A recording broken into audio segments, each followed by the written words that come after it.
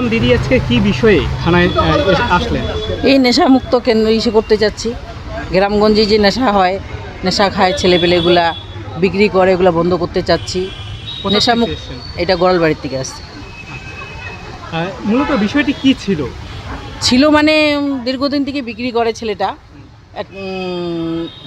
নামটাই ভুলে যাচ্ছি বাবা।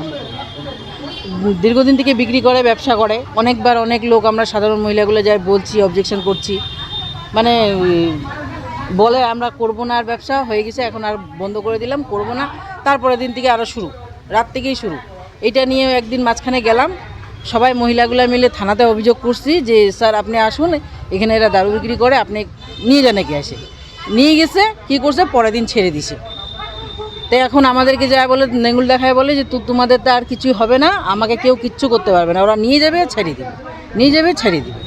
আজকে আপনারা থানায় কি করলেন? আমরা আজকে ওইটার বিরুদ্ধে আমাদের আজকে মানে এফআইআর করলাম, যে দেখি আমাদেরকে স্যার কী করে। এর আগেও থানা জানিয়েছিলেন এই বিষয়ে? হ্যাঁ হ্যাঁ হ্যাঁ জানাইছিলাম, কিন্তু কাগজ কলমে আমরা লিখে দিই নেই, কিন্তু এইবার আমরা কাগজ কলমে দিলাম। কিছুদিন আগে নাকি ওনাকে পুলিশ তুলেছিল। হ্যাঁ হ্যাঁ, তারপর কি উনি গিয়ে নাকি কি চ্যালেঞ্জ করে আপনাদের উপর? আমাদেরকে যে চ্যালেঞ্জ করতেছে যে আমাদেরকে দেখে নিবে, আমাদেরকে কিছু করতে পারবে না, আমি তাও দারু বিক্রি করব, আমরা এইভাবেই চলবো, আমাকে পুলিশ নিয়ে যাবে ছেড়ে দিবে, নিয়ে যাবে ছেড়ে দিবে, ডাইরেক্ট আঙুল দেখায় বলে। আচ্ছা, পুলিশ আপনাদের কি আশ্বাস দিলেন? পুলিশ এখনও আমাদেরকে কিচ্ছু আশ্বাস দেয়নি। আমরা এখন আইসে আজকে দিলাম, বললো একটা অ্যাকশন করতে লাগবে, দেখি। স্যার ছিল না, স্যার আসবে, দেখবে, কাগজ দেখে তারপরে বলছে এটা যে কোনো একটা ব্যবহার করবে কালকে। কি নাম? আমার নাম হলো পিঙ্কি মাহাতো।